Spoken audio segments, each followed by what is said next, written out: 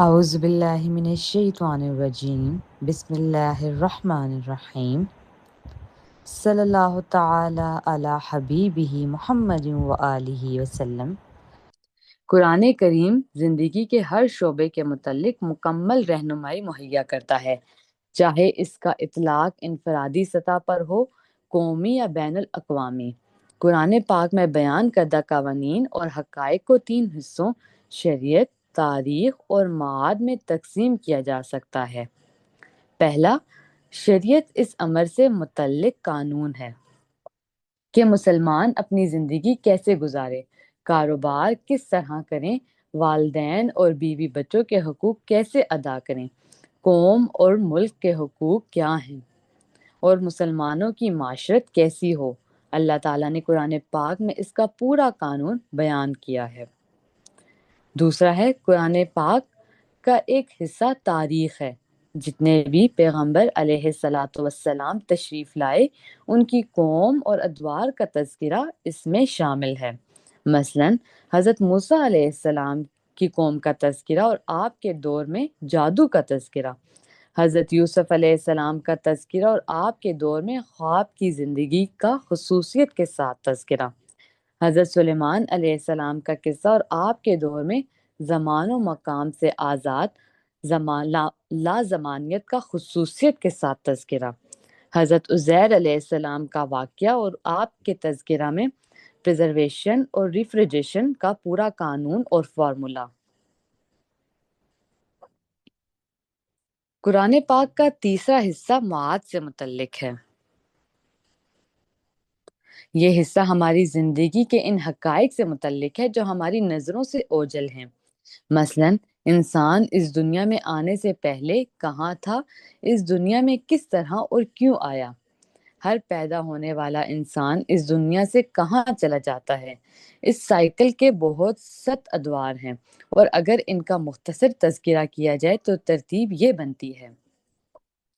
انسان عالم ارواح میں تھا، عالم ارواح کے بعد کتاب المبین میں، کتاب المبین کے بعد لوح محفوظ میں، لوح محفوظ کے بعد بیت المعمور میں، بیت المعمور کے بعد عالم برزخ میں، اور عالم برزخ کے بعد وہ عالم ناسوت میں آ گیا۔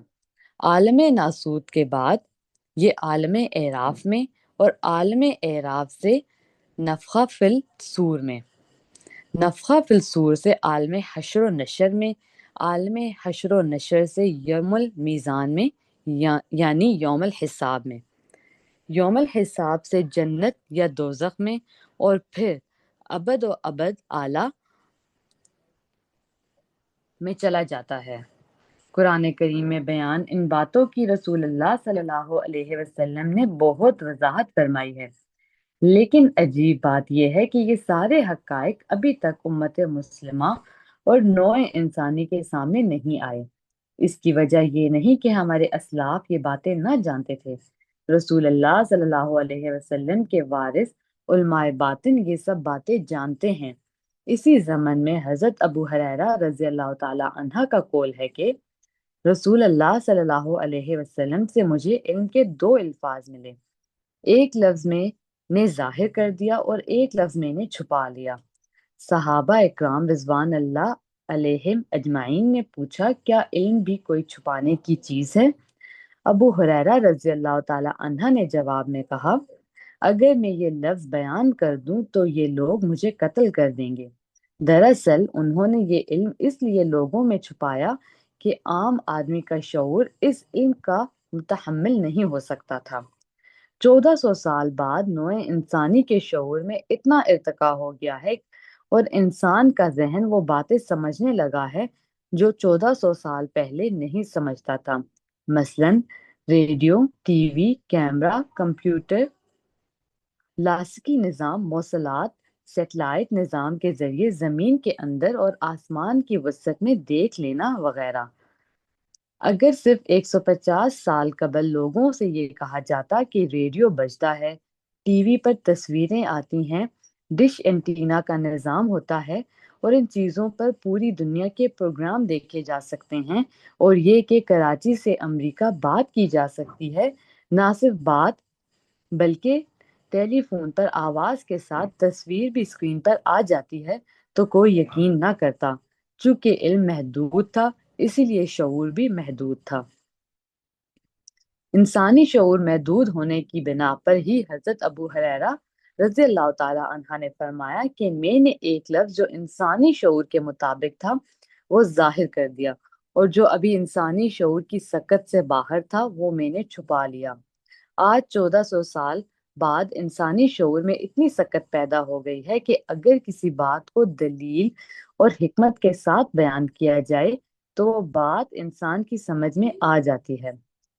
کلندر بابا اولیاء رحمت اللہ علیہ نے اپنی کتاب لوح و قلم میں فرمایا ہے، میں نے کتاب سیدنا حضور علیہ الصلوۃ والسلام کے حکم سے لکھ رہا ہوں۔ اس کا مطلب یہ ہے کہ نوع انسانی کی شعوری سکت اتنی ہو گئی ہے کہ اگر حضرت ابو ہریرہ رضی اللہ تعالی عنہ کا فرمان کہ علم کا ایک لفظ میں نے چھپا لیا ہے کو تھوڑا تھوڑا کر کے بتدریج ظاہر کیا جائے تو انسانی عقل اسے سمجھ کر اس سے استفادہ کر سکتی ہے۔ آیات قرآنی رہنمائی کرتی ہے کہ ہماری زندگی ایک دائرہ ہے جس میں انسان کہیں سے آ رہا ہے اور کہیں جا رہا ہے، لیکن انسان کو یہ معلوم نہیں کہ وہ کہاں سے آ رہا ہے اور کہاں جا رہا ہے۔ رسول اللہ صلی اللہ علیہ وسلم کے وراثت یافتہ علماء باطن کہتے ہیں کہ پوری کائنات اللہ کا نور ہے، یہاں کوئی چیز ایسی نہیں جو اللہ تعالیٰ سے تعلق کے بغیر قائم ہے۔ یہی معاد کی تعریف ہے۔ معاد میں عالم ارواح بھی ہے، فرشتوں کی اقسام، جنات اور انسان بھی ہیں۔ معاد ہمیں بتاتا ہے کہ اس دنیا کی طرح کروڑوں دنیایں آباد ہیں اور لاشمار کہکشانی نظام موجود ہیں۔ 7 آسمان، عرش و بیت المعمور کی تفصیلات کا علم ہمیں معاد سے حاصل ہوتا ہے۔